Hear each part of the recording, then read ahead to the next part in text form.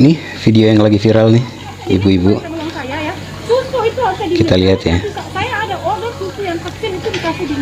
Nah, ibu ini kelihatannya marah sama kasirnya pada saat dia belanja di sebuah supermarket, kemudian dia mendapati susu yang dibelinya itu tidak dingin.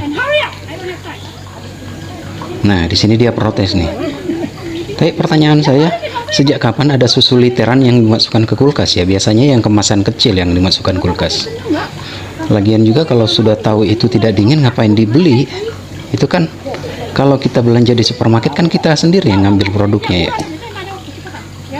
Kok bisa gitu ya? Bingung lihatnya. Tapi si kasirnya ini kelihatannya santai ya. Santai menanggapi, sekalipun ibunya marah-marah tuh, marah-marah terus dia. Gimana menurut kalian?